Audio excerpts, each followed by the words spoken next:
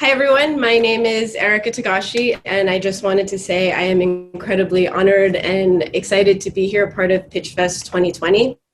I am the owner and founder of September the Line, a sustainable surf and swimwear brand. Prior to launching in 2018, 2 years ago, I was a designer for over 15 years for companies like J. Crew, Deus Ex Machina, Patagonia, and the North Face. And actually, my first job out of college was with Toad & Co. So I was probably shipping out some of Title IX's orders back in Santa Barbara in the early 2000s. So about 6.5 years ago, I was completely burnt out from corporate design. So I left J. Crew and New York, and I went on a 6-week solo surf trip to Sri Lanka and Bali. And 6 weeks turned into 6 years, and now I'm currently based predominantly in Bali, and I spend about 20% of my time in New York City, where I'm from. So surfing on a daily basis in Bali, I quickly realized it was really, really impossible for me to find any swimsuits that stayed on. They were either like really skimpy and poor quality, or over-designed, too many bells and whistles. Sometimes I didn't even know how to get on the suits because there were so many straps. So I realized I just simply couldn't find any clean, classic, streamlined silhouettes for bathing suits that were sustainable and made from sophisticated colors and were functional for like real women that enjoyed being out in the water. So I started to design and produce my own. So prior to being in Bali, I was 10 years living in California, and so I spent a lot of my free time. I was product testing all of the gear I was designing for North Face and Patagonia, and that's really influenced how I design September, where I'm constantly always thinking about the end use, the user, and making sure it's a premium quality.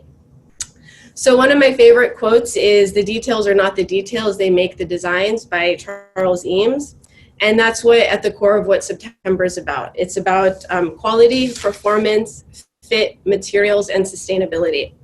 So I was just in Nicaragua and Costa Rica for the last 6 months. I was only supposed to be there 6 weeks, but because of COVID, it ended up being extended. And so I had only packed very, very lightly. I only had 3 suits for that entire 6 months. And I was surfing in them daily. I was running, I was training, I was biking. And at the end of it, no joke, they hadn't stretched, they hadn't faded, they hadn't, there was no broken seams, there was no issues with it, almost to the point that I wish that there had, because I wanted to start wearing some of the new designs that I had. But the reason for this is because I only use the highest quality recycled Italian nylon available. And the yarns come from ghost fishing nets and post-consumer waste, and it's knitted in southern Italy. So through this innovative construction, it's 2 times more resistant to chlorine, salt water, pilling, and it's UPF 50. And the thing that I really do that's different is that I use the same material for the lining fabric, versus a lot of brands will use a cheaper lining fabric, and so it ends up sagging out, it just loses its shape, it just doesn't last more than a season. So as a result of using this premium fabric for both the lining and the outer fabric, it really creates this beautiful feeling of second skin. It's sculpting, it's smoothing, it's supportive.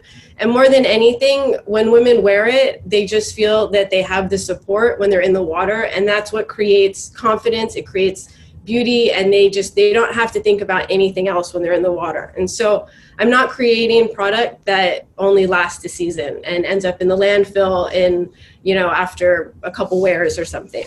So then one of the ways I'm able to ensure this high quality is through my really close working relationship with my factory. So everything is produced locally in Bali, Indonesia, at a female-owned and operated factory. I've known the owner for the last 6 years since I've been in Bali.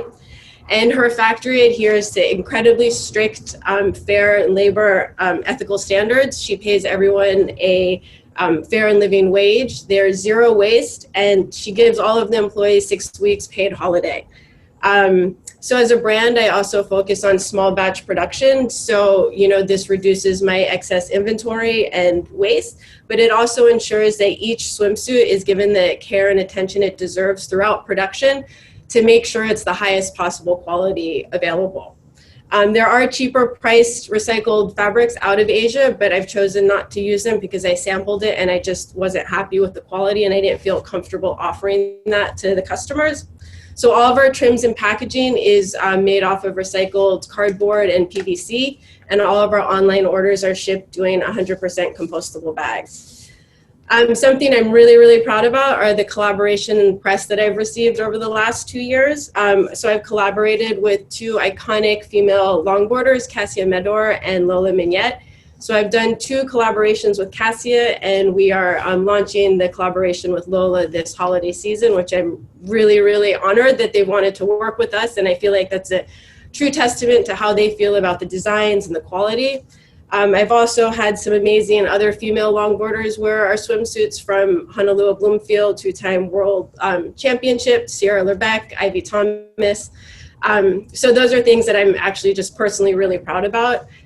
We've also received press and support from the LA Times, Surfer Magazine twice, the Inertia, and the numerous sustainable blogs and magazines. So who is our customer? Our customer is the woman from late 20s, early 30s, up to early 60s. They are passionate about being outdoors and climate change and supporting small independent brands. And I get numerous DMs and emails from women just saying they're so happy to have found the brand because we are just using sustainable materials. We have a really small footprint, and we're knowing that their money is going to support local communities. Am I out of time? Okay, sorry. Like, you got 30 seconds. Oh, I do. Okay, sorry. They also love the versatility and the multifunction of the swimsuits. Like, they know that they can wear them running, yoga, stretching, and that's something that I feel like they get a lot of value for their money, and they're just really, really happy that they know where their money is going to support local communities through our production and our local boutiques we sell at. So, thank you. All right, pack that 30 seconds. Great job, Erika. I know it's not easy when we interrupt you in the middle of it as well. All right, I'm sure we've got some questions from our judges. Going over there on the left. Can you explain the meaning of the brand name? Oh, sure. So September is my favorite month of the year. And to me, the energy just always feels really like clean, focused, but everyone's still savoring the warmth of the summer months, and that's what September is to me about the brand. It's clean, focused designs with a touch of femininity and warmth. And also, it's like the best month to be surfing on the East Coast and West Coast. It's warm water and no crowds.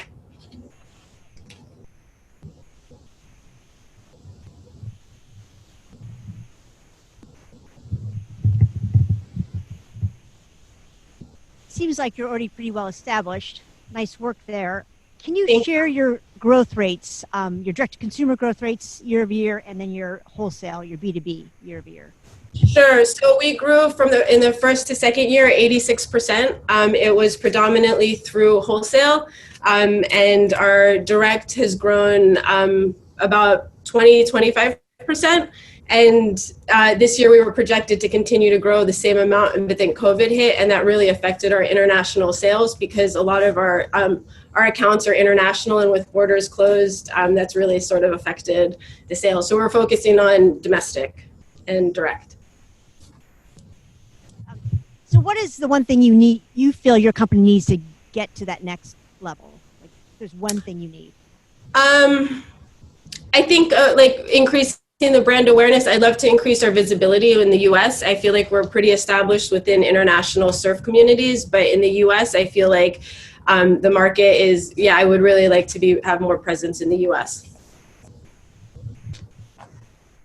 Some of the things that make your product unique also make it expensive.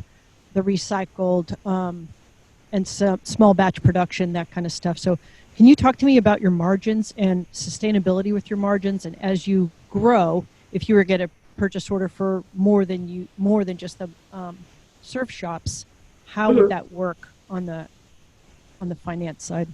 Yeah, sure, no problem. So it's true, our pricing is a little bit more, it's about mid price point for a like independent swimwear brand. But so we are essentially a wholesale business, and so I started the pricing from the bottom down instead of top up, and so I really top down. And so I really wanted to make sure and that we're hitting 50% margins plus for wholesale. Direct is really good, is even better as well. And I have, fulfilled 200 plus POs. So I feel like we're quite sustainable in terms of our pricing and yeah.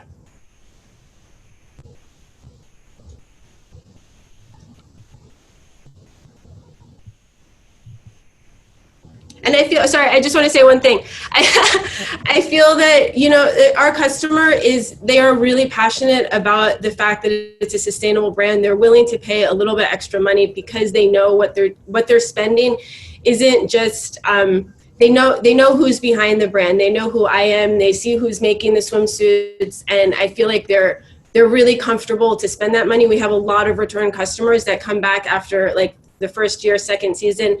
They're buying 3 or 4 swimsuits because they know that the quality lasts and it's gonna take them on, and they love the colors and the designs. So I feel like the price hasn't been a hindrance so far. If we have another minute, I do have another question. Brand awareness is an end result. What is the thing you need to get to brand awareness? Do you have a strategy for that? Oh, sorry. The strategy. Yes. So we are working and we're partnering with a bunch of a few key female surf retreats, and we're working with numerous surfers and ambassador program that we're starting to grow. And I think we do surf meetups in Bali, and when I was in Costa Rica and Central America, Central America, we were doing surf meetups, and just, being out in the water and talking with women and having those sort of events has been really helpful in just spreading the word organically.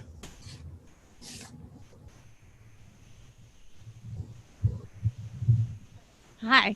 Your product is beautiful, and clearly that sort of timeless, modern aesthetic has pulled through.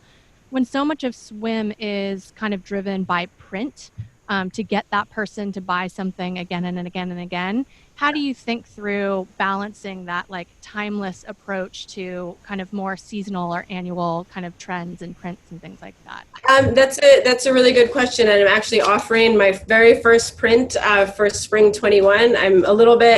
I feel like it's a very classic, small, ditzy floral print that ties back with the rest of the collection. And I think in my opinion, it's just about finding the right color, the right print that speaks to the consumer. I'm not a huge print person. I really like solid, classic, timeless colors. And so while I recognize that print drives a lot of new business, I feel like there is a kind of a fine balance between introducing new prints and new colors and still making it fit within the line and the collection. Most women don't surf, and if that's how you're getting your brand awareness out there, what are some other ideas to penetrate the market beyond surf? That is a great question, and I'm actually starting to focus more on showing the multifunction of the swimsuits, whether it's through yoga, through running, through mobility. That's part of my next campaign that I'm shooting, is to show women using the swimsuits in other activities than just surfing, because I recognize that is a very small niche market, and I want people to feel like they don't have to surf, or that doesn't push them away from it, whether it is just swimming, stand-up paddleboarding, walking, hiking, that they can wear the suits for the same activities. All right. Thank you so much, Erika. That wraps up our pitches for the day.